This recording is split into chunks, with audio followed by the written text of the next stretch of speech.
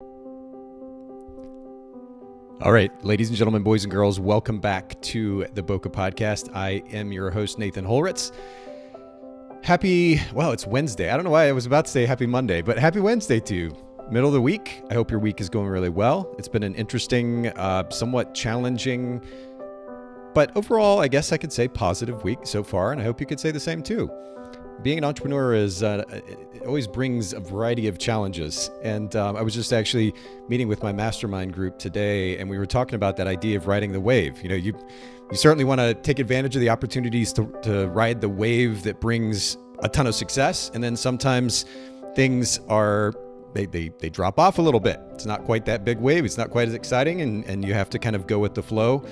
I'm super thankful for my team at Photographers Edit, and we're up by quite a bit this year over where we were at this time last year. But even within that success comes a lot of different challenges. And so we're just kind of rolling with the punches, going with the flow. And I'm, again, super thankful to have the team that I do.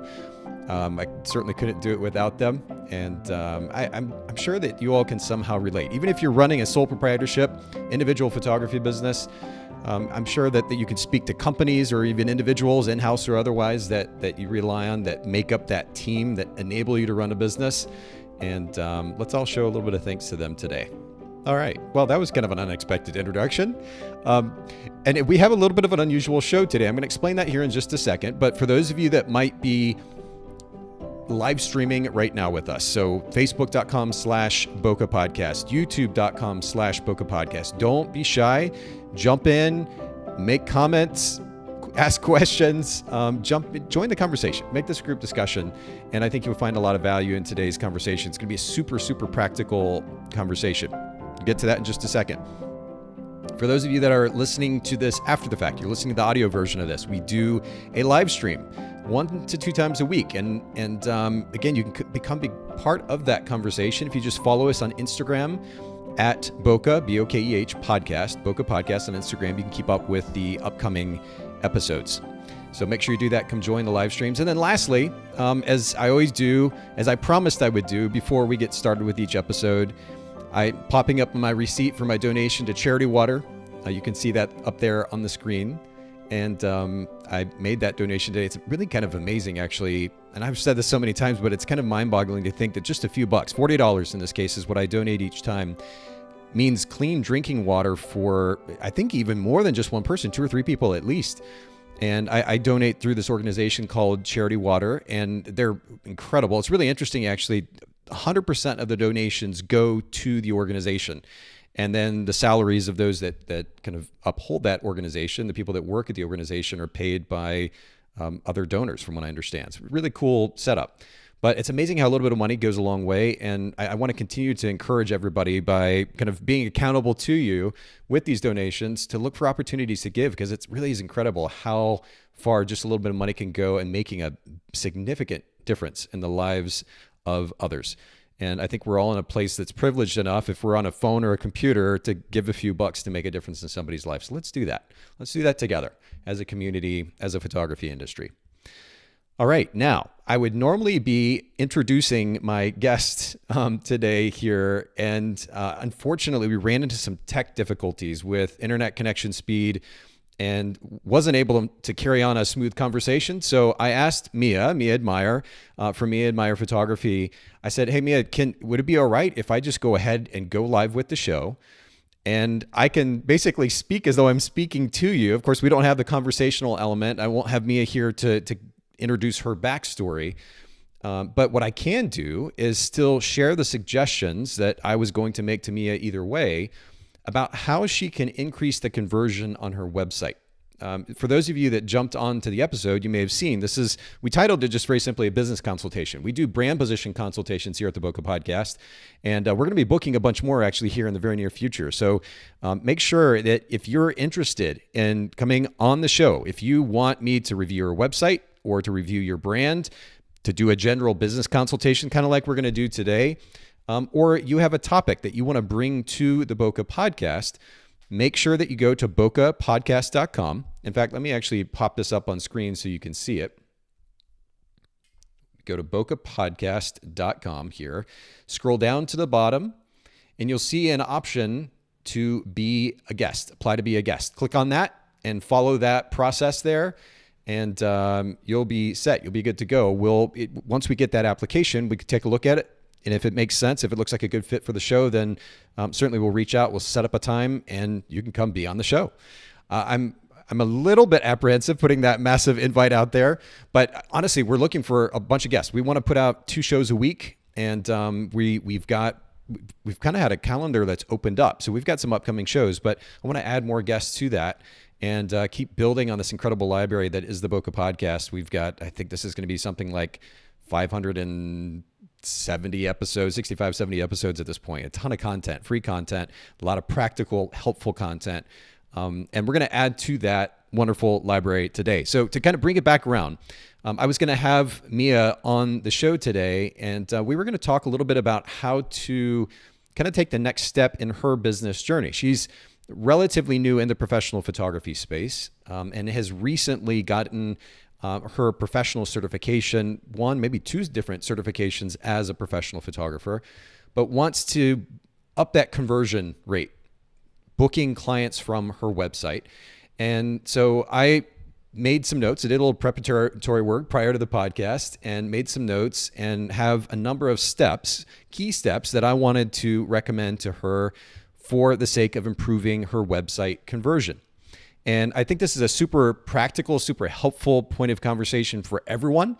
These are going to be super simple, easy to follow recommendations as well, and kind of a starting point, because I'm going to refer you to additional resources that can help you with some of these additional steps, or some of these steps that I'm going to recommend. But whether a new photographer or an established photographer, if you are looking to improve the conversion from your website and ultimately just book more clients as a photography business and brand, this is going to be a super practical episode for you today. It's going to actually be really short as well. If you have the ability to, go ahead and get a piece of paper, a notebook. I've got my notebook right here. I'm holding it up, kind of old school. I'm a mostly digital guy, but I've really come to enjoy the process of taking physical notes with a little notebook. And what do they call these? These are zebra pens. If y'all don't know what a zebra ballpoint pen is, you got to check it out. I think they're like $11 on Amazon, and so fun to write with. Anyway, totally nerding out and going on a tangent there, but I enjoy the process of taking physical notes during the podcast. But if you have the ability to either take notes on your phone, if you've got the note app on your phone or on your iPad or your computer, get ready to take some notes. And I'm going to make some really simple recommendations to you and ultimately to Mia, who is listening in on YouTube. Thanks for joining us, Mia. She actually was able to make to join us. She says, "I am here." Thanks, Mia. I popped in the comment up there on the screen. And I'm going to make these suggestions, recommendations primarily to Mia, but I think these are super helpful for everybody else listening in. Again, whether a new photographer or an established photographer, and maybe it's just a refresher. You need to go back and take a look at your website and say, have I done this? Have I done that? And I've actually have right here in front of me 6 different recommendations, reminders, pieces of advice that I wanted to give you. And so let's just go ahead and jump into that. And again, apologies to those of you that were joining to actually not just listen to a monologue from me, but also hear a conversation with Mia.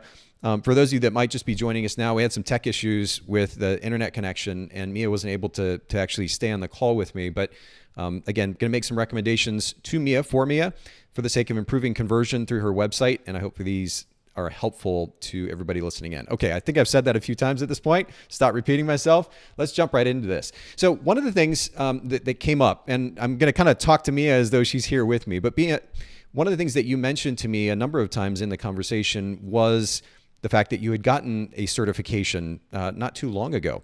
I think you said it was the CPP certification.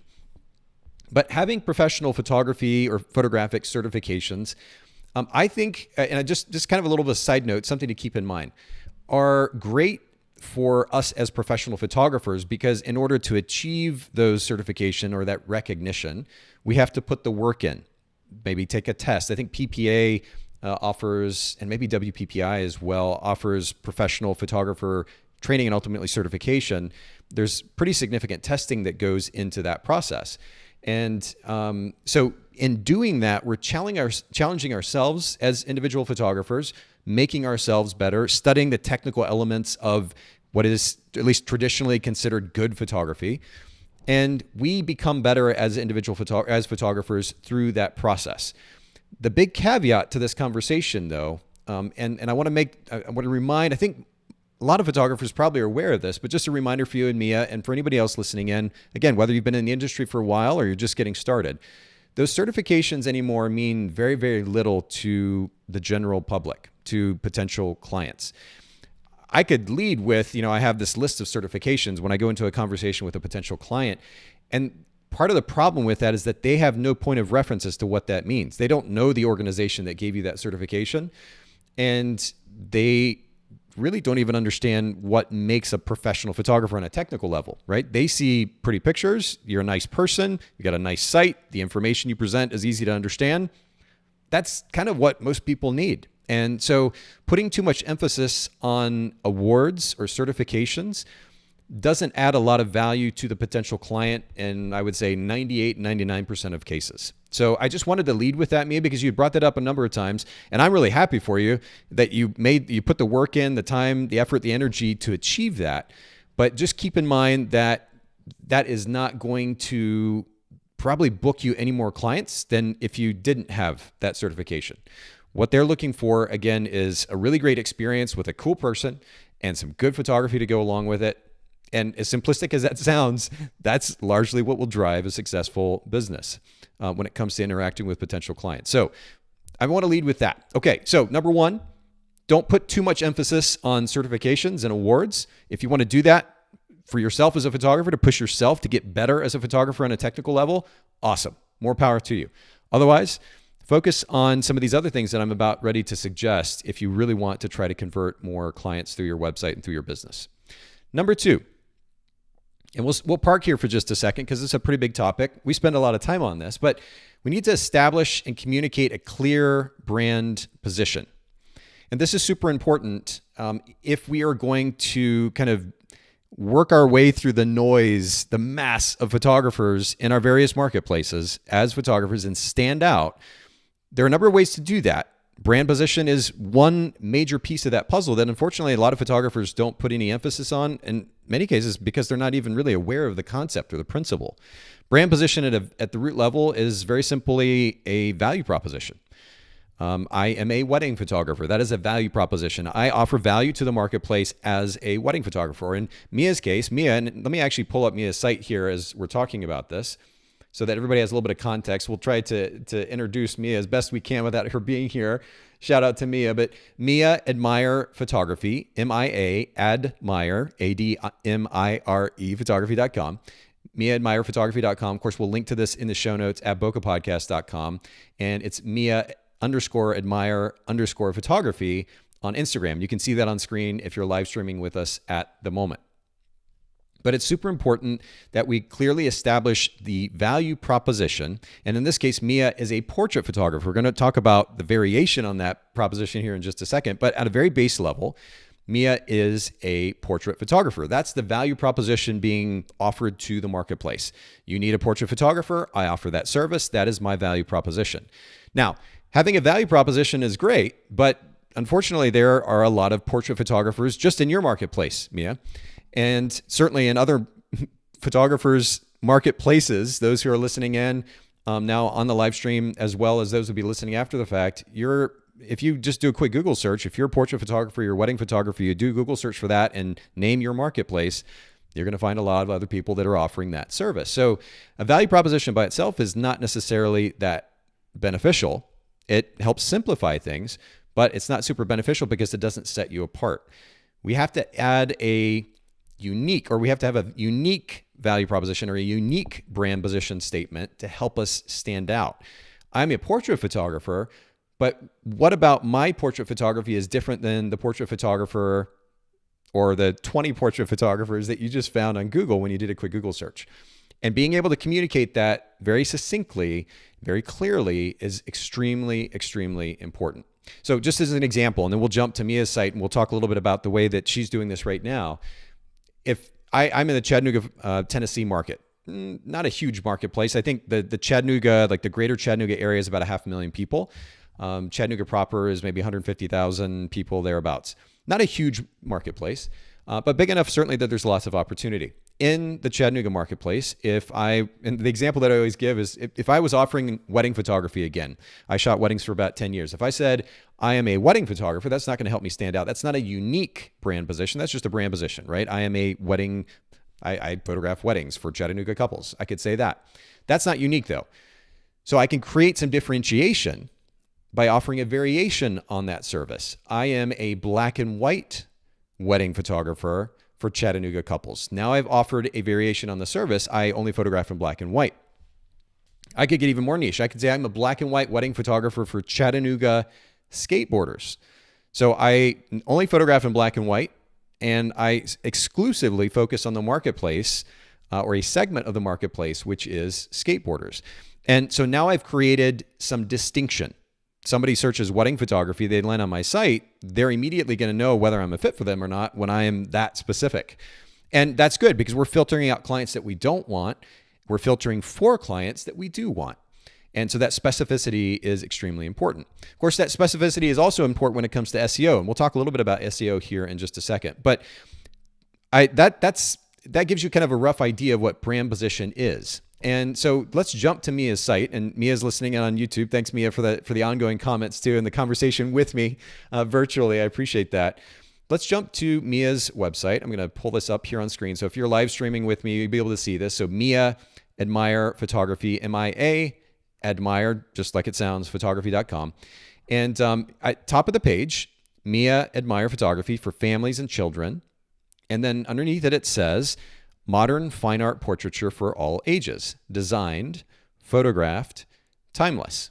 And then click images for inspiration for your home and gifting. And then it looks like maybe a link that is tell me more. Okay. So I want to, just to kind of cut to the chase, Mia, what I did actually was do a search because I know Mia is based just outside of Portland, Oregon. And because in order to book, I think Mia told me that she's wanting to book 3 or 4 sessions a month, which is not a ton. So this is a very achievable goal. She's looking for balance. She doesn't want to shoot a crazy amount. She still wants to be able to focus on family and yet wants to leverage her craft and make a little bit of money. So Mia, if you want to photograph 3 to 4 sessions a month, if you expand your reach to the general Portland market area, there's going to be plenty of opportunity there. And in order to do a little bit of kind of comparison and contrast with your existing marketplace, I did a search for, and I'll pull this up here, Fine Art Photography, Portland, Oregon. Because one of the things that we need to do when we're looking at establishing a brand position is not just be clear about the service that we want to offer or the variation on a service that we want to offer in order to stand out. We also need to make sure, of course, that there is a marketplace for it. When I gave that example earlier, I have to add the caveat, which is that if I launched a wedding photography business as a black and white wedding photographer in Chattanooga, I would very much narrow my marketplace. I would certainly narrow my marketplace if I called out just skateboarders. So I might have to broaden beyond the local marketplace that I live in. I may have to expand to Tennessee or the Southeast region or go even nationally if I want to really niche down. Now, Mia, you're not offering a service through fine art portraiture that is super niche. So you've got plenty of opportunity and you don't have to expand beyond that Portland market. There's plenty of population there from which to build a client base. So no worries there.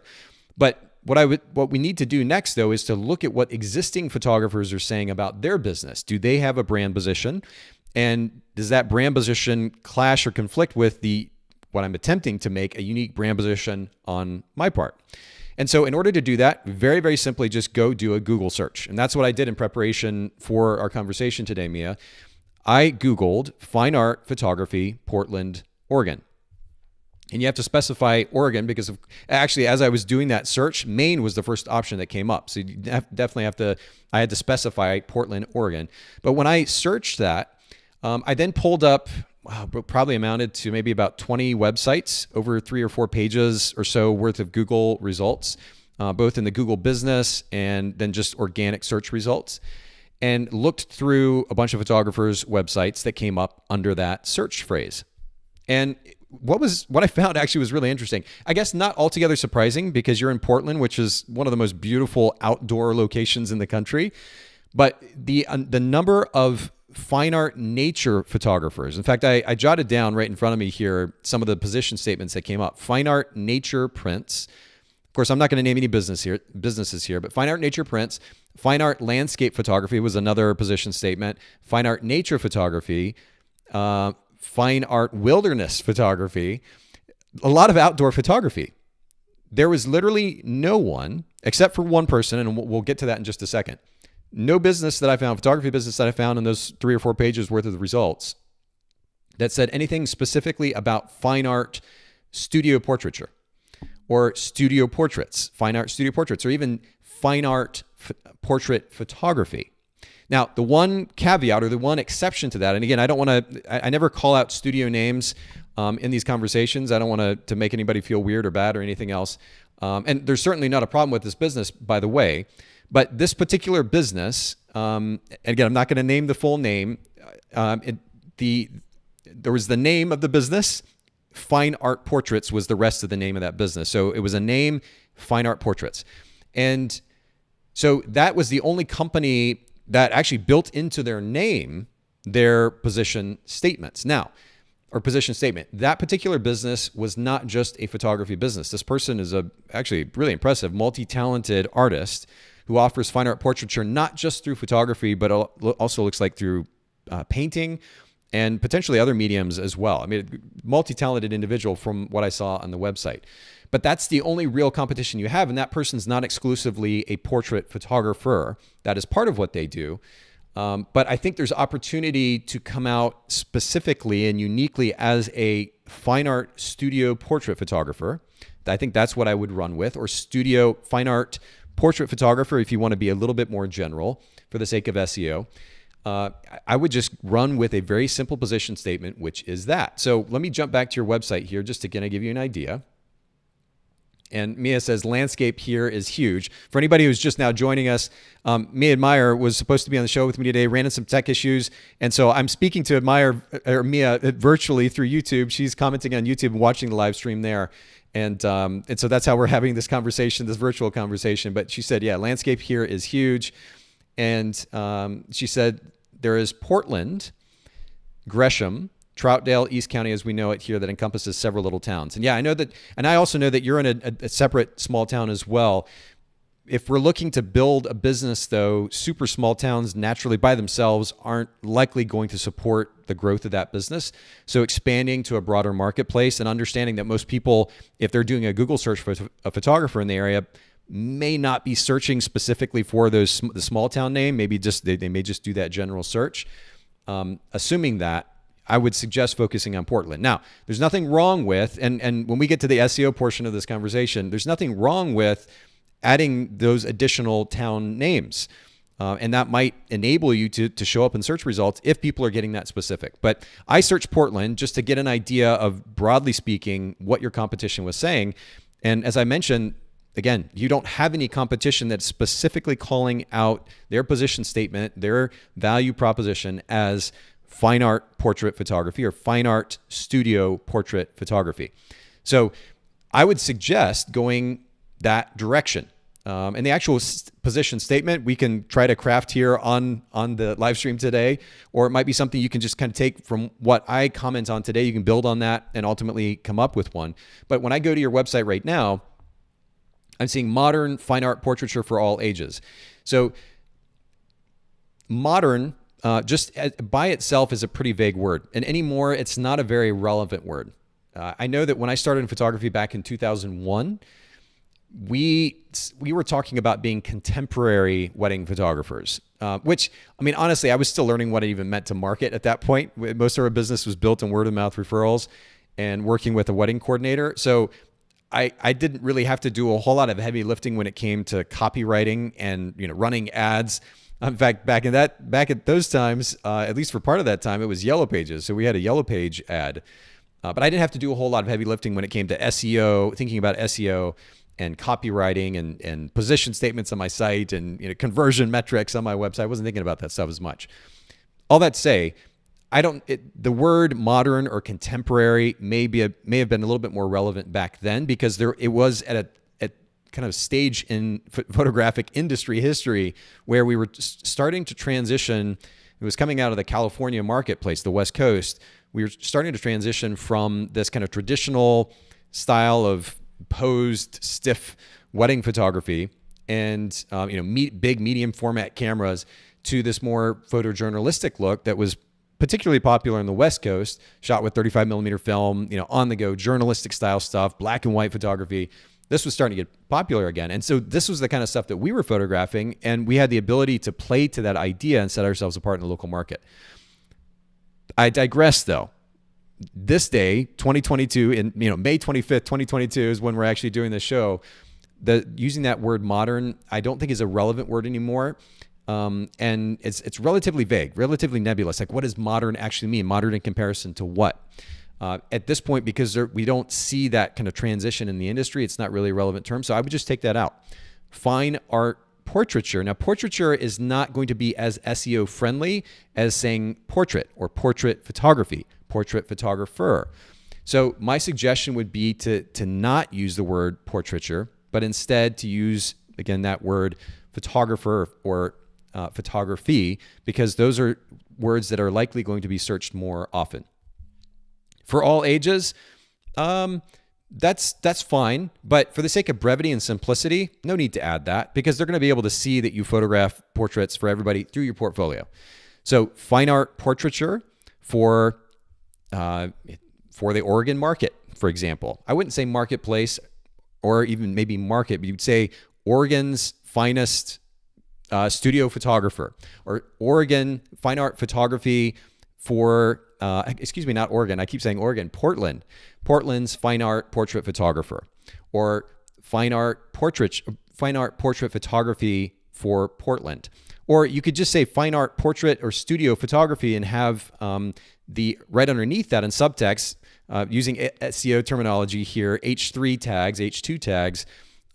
You could have Portland and some of the surrounding marketplaces in which you want to work or you want to be found in search terms. You could put that underneath, and that way you don't have to try to build the marketplace into that position statement. It's easier for me to do that in the example that I gave earlier, because I'm actually calling out a particular segment of the market in the marketplace. So I can say Chattanooga couples, or I can say Chattanooga seniors, or Chattanooga brides, or whatever it might be. I can call out a particular market segment, trying to fit the name of the marketplace into the position statement without calling out a market segment, maybe a little bit more complicated. So just keeping it simple: fine art portrait photography or fine art studio portrait photography.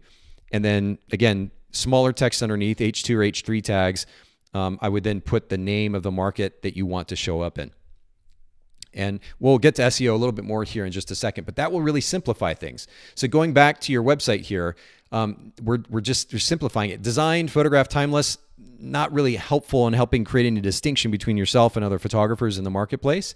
So we can just nix that. Click images for inspiration for your home and gifting.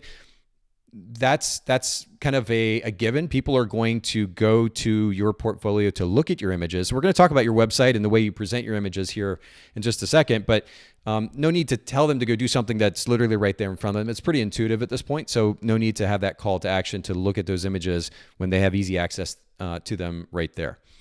And then tell me more. This is a call to action that might work depending on what you're actually wanting your potential client to do when they get to your website. But for the time being, let's set that aside. We'll come back to that when we're talking a little bit more about that journey that we want to lead your potential clients through. All right, let me jump back over here. And Mia said that she said, taking a lot of notes here. All right, that's awesome. I'm so glad. And I hope this is helpful. And I know it's very simple in some ways, but a lot of times it's the simple stuff that does the heavy lifting. I'm a huge believer of the 80-20 principle. I've seen it work in life over and over and over again, certainly in business as well. So we want to look for those things that will make the biggest differences, that have the biggest leverage in enabling us, certainly as human beings, but also as business owners. And so that's really, really important. Okay, so let me jump back to my notes here. I don't want to get too far off track and ramble too much. So going back to that brand position, we're keeping it simple. We're taking all the extra, the unnecessary out, and just something simple as fine art portrait photography or fine art studio portrait photography, fine art studio photography. I'm fumbling over my words. And then again, H2 tags underneath, and you can call out the marketplace that you want to be represented in so that Google is picking that up when photographers or when clients are searching for you. Let me jump to the next point. So number one, we talked about the importance of, I guess the lack of significance really of certifications and awards. No need to lead with that stuff. That's more for us as photographers. Don't put too much emphasis on that because there are a lot of other things, as we are discussing now, that will do a better job of converting potential clients. Number two, make sure that you establish and communicate very clearly a distinct brand position. And by the way, you did a great job, Mia, when with your existing brand position statement, looking back here at your website, the one that you are currently using, it's above the fold. I don't have to scroll down to find it later in the site. You've got it right there at the top, and I don't have to scroll to find it. That's really important. When we talk about website here in just a second, I would suggest doing the same thing again. Make sure that your position statement is front and center above the fold, whether on mobile or on the desktop version of the site, where nobody has to scroll to find that. That's going to be super important, and making sure that somebody immediately knows what sets you apart. All right. Let me jump back here. Got to push all these buttons. It's so weird when it's just me and I don't have the dynamic of interacting with somebody and being able to change screens and look at my notes as the other person's talking. So I'm making a little bit of an adjustment here. Thanks to everybody for being patient with us. And for anybody who has joined us late in the game, this was meant to be a conversation with Mia. Mia had some technical issues with internet connection, and so I am still speaking to Mia. I'm making suggestions to Mia. This is a business consultation for Mia, and everybody else gets the benefit as a result. And I hope that whether you're a new photographer or an established photographer, some of these suggestions to refine the presentation of your brand will help with your conversion efforts as well for potential clients. So number three, let's go to a simple website. Choose a simple website design that will clearly communicate your value proposition, display your portfolio beautifully, and guide potential clients down the path to conversion. And those are three elements, important elements of a website that I want to kind of highlight. And actually, we should add a fourth one to that. We should also say SEO friendly. We're going to talk about SEO here in just a second. But I would certainly encourage you to pick a platform that enables you to maximize the SEO process for the sake of getting more exposure to your business. Choose a simple website design that will clearly communicate your value proposition, display your portfolio beautifully, and guide potential clients down the path to conversion. So let's actually talk about a website platform, because Mia, what I would suggest to you is, while, if I go to your website right now, certainly I see your business name, I have links to the social media icon or social media accounts, and your position statement. I see a couple of images from your portfolio here, and tell me more. I guess this right here might take them to a contact page. Yeah, it does. So they can reach out and contact you. And that's kind of it. It's very, very simple, which is fine. But I think that the actual design itself might be a little bit dated. So what I would suggest to you is looking for a much cleaner, and this is where I will use that word modern, more modern design, specifically geared toward a photographer or photography business. And they're not in any way compensating me to say this. I'm just a huge fan of the brand, the design, the product that they offer. But I mentioned Flow Themes previously on our here on the podcast, FLO and then themes.com. Flow Themes is a platform built on WordPress. So when we're looking to maximize SEO, WordPress is really at the top of the game. And we'll talk a little bit about how to do that here in just a second. But what I would suggest is, if you're trying to get more exposure in your marketplace, particularly online through searching or through search, that going with a platform that is built on WordPress is going to enable you to do that most effectively, or maybe even just most easily. I think it's something like 43% of the world of the interwebs is built on WordPress. It's wild. There are a lot of people there, but it's a platform that enables photographers, business owners in general, to certainly leverage their SEO efforts more effectively. And it's a platform that we use for the front end of Photographers Edit, and we're going to be using it for the front end of a new brand that we're getting ready to launch. WordPress is incredible. So I recommend that. And Flow Themes is built on WordPress and does a couple of things for you. Number one, as you can see here in what's going on the screen for anybody who's live streaming with me, they have a really pretty drag and drop functionality that is super impressive, very user friendly. And along with that, though, really, really cool. I mean, you might find this valuable because I think you even commented earlier that you're not I think maybe you were talking about marketing, maybe design as well, but I know most of us photographers, myself included, aren't trained designers, right? And so when we go to build out a website, if we don't have the budget to outsource that process to somebody else, or even if we do, but we want to continually keep it updated, and so we just do that ourselves because in many cases it's very easy to do that, we want to leverage a system like this. And really, really cool is that Flow Themes has a number of templates, kind of pre-built templates there available for you. You can see that right here. Start with the site template, and you can see a number of options, and they're super, super clean. They are very modern, keeping with modern trends as far as website design is concerned.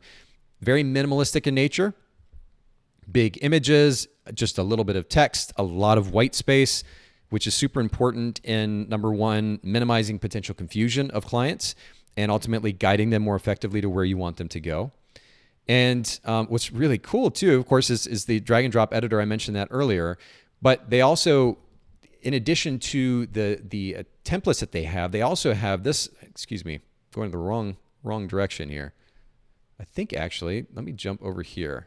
Yeah.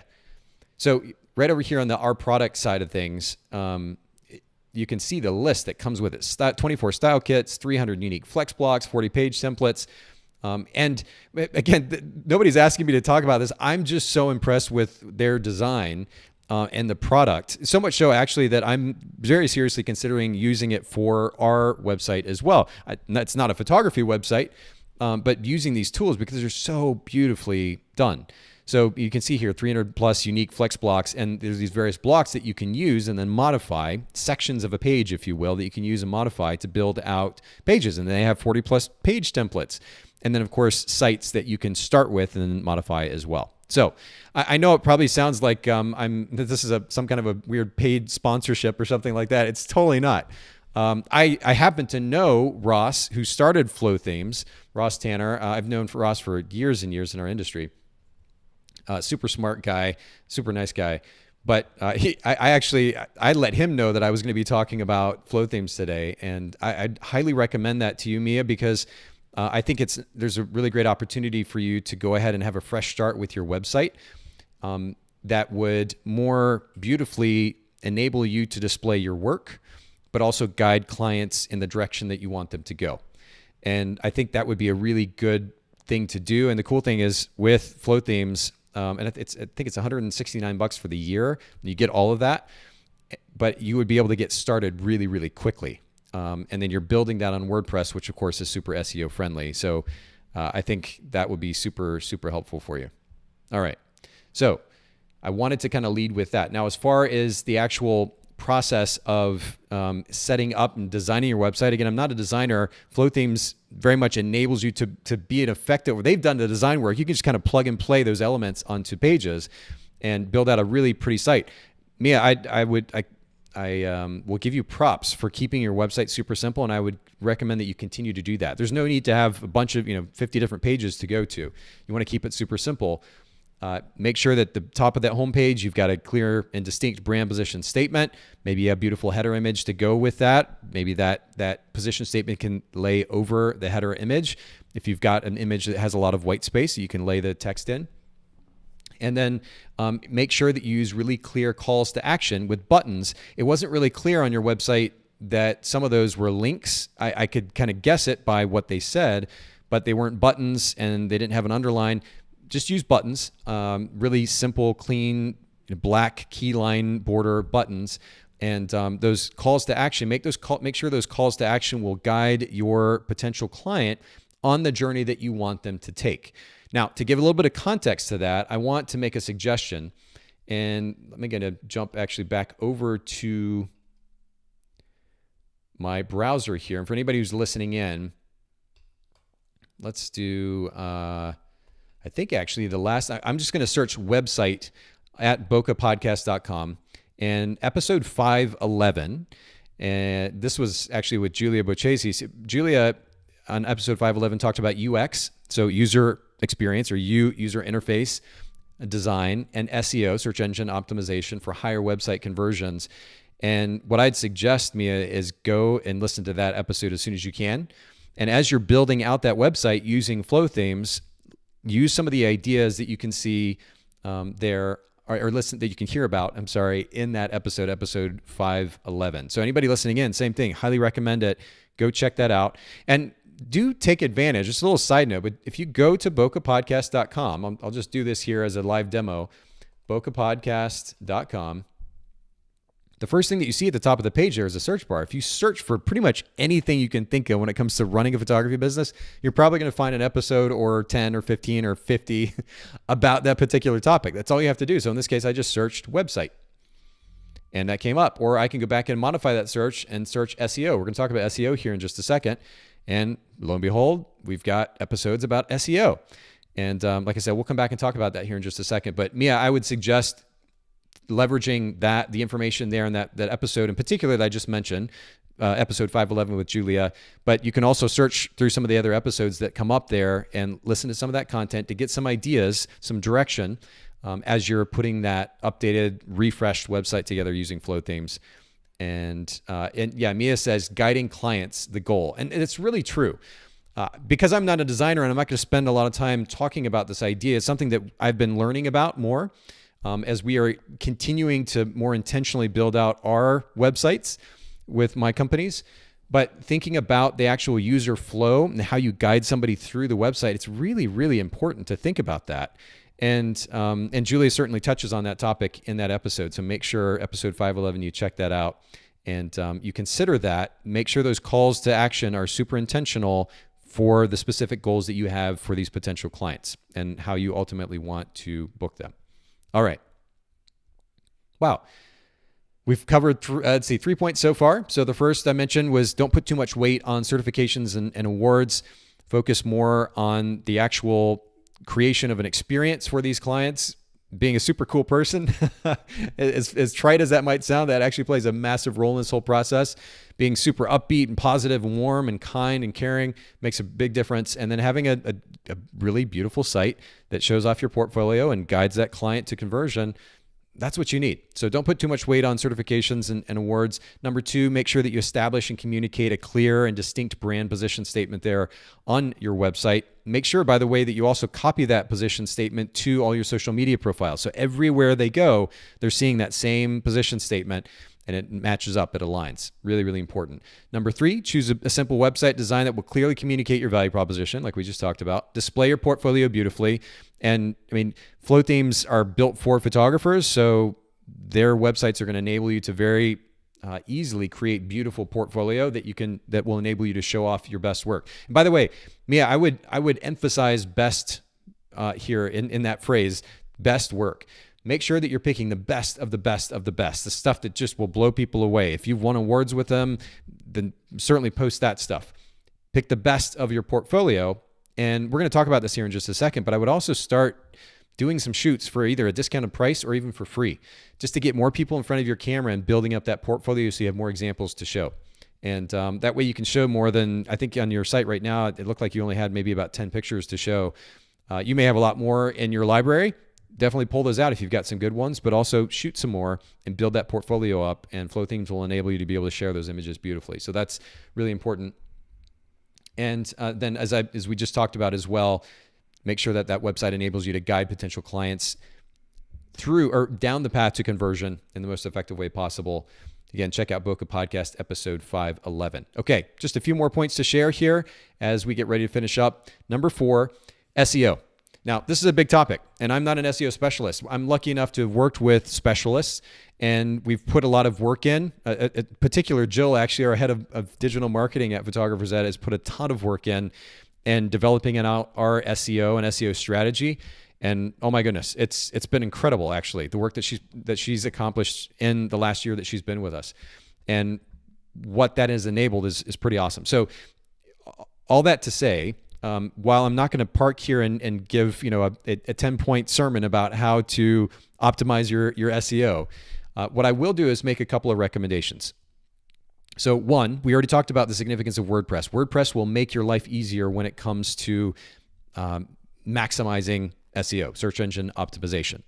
So WordPress-based system, that's why I recommend, or one of the reasons that I recommend flow themes, definitely go that route. Number 2, use, in conjunction with WordPress, use Yoast. And I'm going to actually pull this up on screen. Let me do this here.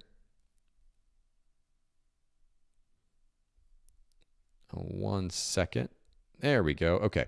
So got to push the right buttons, make sure I'm pushing all the right buttons. Yoast, SEO for everyone. You can see this. It's yoast.com. We've talked about Yoast before on the podcast. It's a tool that we've used ourselves.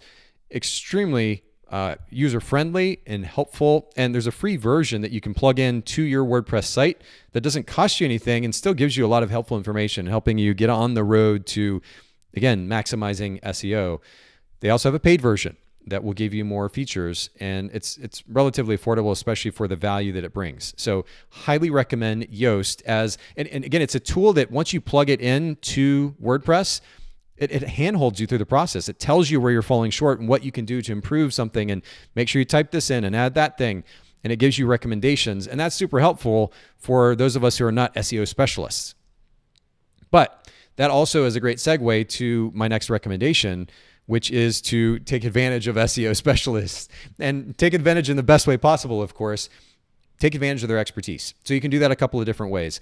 One, again, go back to bokehpodcast.com, and as I mentioned this earlier, if you go to bokehpodcast.com, you search SEO, you're going to see a lot of different episodes that come up under this topic, and you can see 3 here just to get you started. Feuza is actually going to be speaking at a photography conference that we'll be announcing here very soon. But Feuza was the most recent episode where we talked about SEO, and it's a super powerful one. And she brought a perspective that at that point, I don't think I'd heard before on the topic. So not only go listen to Feuza's episode, also go listen to Kyle Goldie's, listen to Julia Buchesi's, and there are more here. Corey Potter and Dylan Howell are like super talented in this arena. But then you can also reach out to some of these individuals, have a consulting service, or offer products or services in the realm of SEO, and you can take advantage of those. You can leverage those.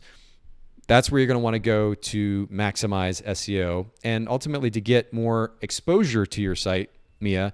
And once they land in your site, you're going to take advantage of the tools we talked about. You should be able to more effectively convert potential clients from there. So SEO is important. It's a massive topic.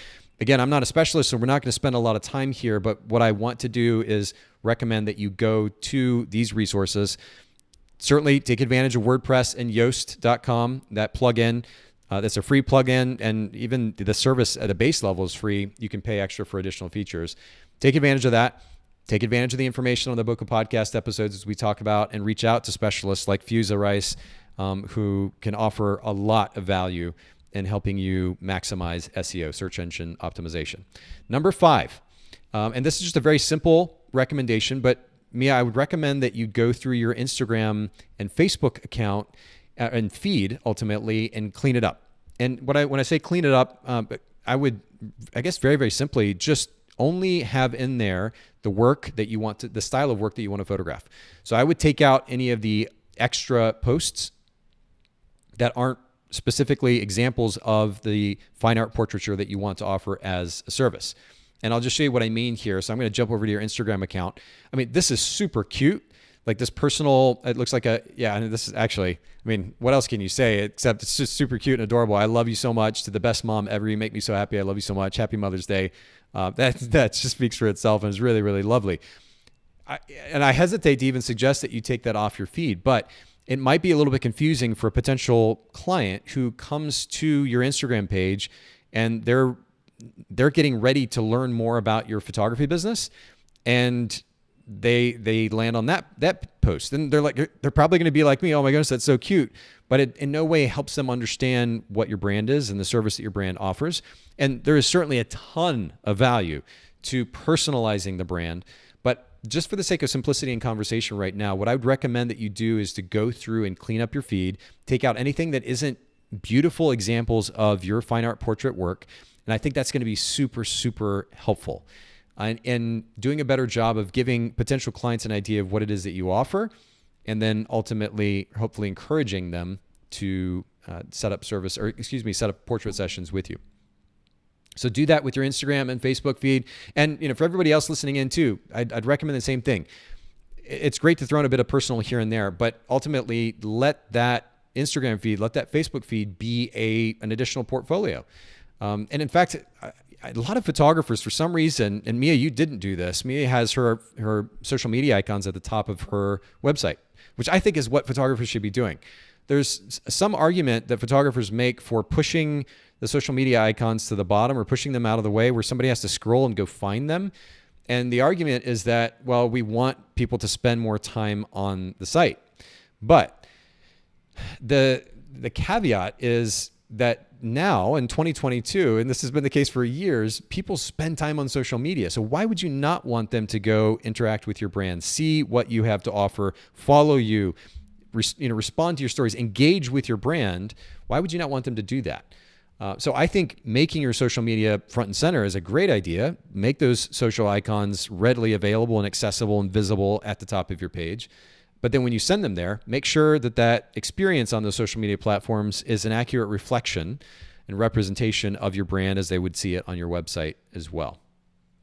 Okay, let's see. I've got one other idea I just wanted to share here and as we close up. And I appreciate everybody that's joined in today and kind of being flexible, going with the flow in this slightly unusual format where I'm speaking to our guest, but not actually on the air. Thanks, Mia, for also going with the flow. Mia Admire Photography, for those of you who missed it earlier, and I didn't pop this up, but I should do that right now. Mia _Admire _photography. That's Instagram. You can see that on screen for those of you that are live streaming. And of course, the website that I popped up earlier as well, miaadmirephotography.com. Make sure you go follow Mia, encourage her in her journey to continue to build out her photography business. But just one last thing, Mia, that I want to suggest to you. I know that you briefly, Mia sent me a number of messages via Messenger and gave me a really detailed breakdown of kind of where she's come from, where she's at, what she's looking to try to accomplish. What I would suggest, Mia, in addition to essentially redesigning your site, making it more user-friendly, more visually appealing, and guiding potential clients more effectively to that conversion that you're looking for, and then, of course, maximizing SEO. In addition to doing those things, my suggestion would be, in order to start booking more clients, would be to maybe offer some either free or discounted sessions to your locale. It could even be some friends and family if you want to start at that place. The goal here is to, number one, build up your portfolio, as we talked about, so you've got more work to display on your site. By the way, when you say fine art photography, make sure that work that you're displaying truly comes off as fine art, something that is just like kind of takes your breath away. It's just stunning and you stare at it for a second because you can't believe how beautiful it is. That's what you want to create. If you're going to say fine art, that's a big statement and you need to back that up. So again, the best of the best stuff is what you're displaying. Make sure that work is just mind-bogglingly good. But you want to build up your portfolio. So that would be part of the goal in offering these discounted or free services, is to try to build up your portfolio. Through that process, though, what you could also do is offer discounted prints, large prints, canvas prints, or fine art prints, large format prints that these individuals can hang in their house or maybe hang in their office. And that would give exposure to your brand. Somebody comes by like, oh my goodness, that's so beautiful. Who took that picture? Who did that portrait for you? And then, of course, naturally, they get to talk about you. So a little bit of opportunity. It's really a win-win. It's an opportunity for you to build your portfolio, but it's also an opportunity for you to get the word out about your brand. And that's really important as well. So I would start to offer those sessions. And again, I wouldn't just do that with the general public, friends, family, or just finding maybe friends of friends that you can go offer this to. I would also do it with businesses. And what I would suggest, and this is something I've talked about quite a bit on the podcast in the past, but we developed a really great working relationship with a local wedding coordinator when we were wedding photographers, where we offered, or my business partner would do family portrait sessions for that coordinator. And that was obviously a massive value add to her and to her family. And I don't even remember how many different sessions that we photographed for her, but she also sent a bunch of business our way. So there was this really incredible working relationship. We also developed a bit of a personal relationship over time, and it was just a win-win. So what I would look to do is, again, set aside the kind of the emphasis on anything that is highlighting your certification and highlighting the notion of you being a professional photographer, as much as just you're looking for opportunities to be able to share your work. And through a combination of sharing your work and ultimately people getting the chance to connect with you and your lovely personality, then that is going to draw them in. That's going to pull them in. And that's what you ultimately want. I would focus not on trying to go to organizations for the sake of these kind of almost old school networking, as much as going to businesses that I think would be a good fit, or would be a kind of an organic fit with your business. Businesses like boutiques, clothing boutiques, because naturally people have to buy nice clothes for these fine art portrait sessions. Businesses like local furniture businesses, where you might want to have a picture of a print, or you could have a photograph, a portrait, fine art portrait of an individual or a family on the furniture that this particular business is selling. That's another way you could do it. Home builders who want to demonstrate, maybe they build out sections of a home, a kitchen, a living room, that kind of thing. People can walk in and see this. Maybe you offer to do a portrait session for one of the owners, and that one of those large prints of that owner's family could go up in that setting. And now people are coming through and they're thinking about what it's like to customize this home that they want to build. And oh my goodness, that's a really beautiful portrait. And maybe I want to also find out who that photographer is, so I can get my portraits done through them and kind of add a beautiful finish, if you will, to this home that I'm about to build. That's just a few ideas, just kind of off the top of my head. But look for opportunities to collaborate with other businesses who you'd be a good fit for. And that kind of feet on the ground. I said old school networking earlier, and what I meant by that is more of the business meetings, networking meetings. Stay away from that stuff and focus more on developing individual relationships with, again, the general public, friends, family, friends of friends, friends of family, and maybe your neighbors, but then also developing relationships with individual businesses who you might be able to partner with in some form or fashion. That's the direction that I would go. And if you're only looking to book 3 or 4 sessions a month, and you've made the changes to the website that we've talked about, you've developed an SEO strategy like we talked about, and you're beginning to develop a relationship with your local community, and people are beginning to see your work, honestly, I don't think you're going to have a tough time booking 3 to 4 sessions a month. I think you'll be in a really, really great spot in that regard. Okay. I know that, well, we're up here on time. This has been almost an hour episode. And I said it was going to be short, and we ended up figures. It's me talking. It went longer than I expected. But I hope this was helpful, Mia, not only for you, but also for everybody listening in. And again, whether you're an established photographer and you've been in this for a while, maybe you just need to go back and take a second look at your website and make sure some of the things we talked about have been put in place. Maybe you're thinking a little bit about how you can get out and connect with your community to try to book more business. I hope this was helpful for you. And certainly for those photographers who are newer in the game or are looking for opportunities to book more business, I hope this was also helpful for you. And of course, if you ever have any questions, you can just reach out to us on Instagram, bokehpodcasts.com. I can bokehpodcast.com. Well, you can go to bokehpodcast.com, certainly. And you can see the latest episodes there. Look at the show notes, the resources. Certainly the resources and references from today's episode will be in the show notes there at bokehpodcast.com when this comes out here in the next few weeks. And Don Stevens says from Facebook, great topic, a lot to think about, very helpful. I hope so, Don. And I know that most of these topics that I just brought up are big topics, and we just kind of scratched the surface of them. This is certainly an opportunity for me to encourage everybody to go to bokehpodcast.com and search those topics on or at Bokeh Podcast, because we do have a lot of content there that I think is going to be super helpful. But thanks for listening in, Don. And also to Mia, she said, thank you so much. A fresh pair of eyes, fresh perspective, and outsourced information. Thank you.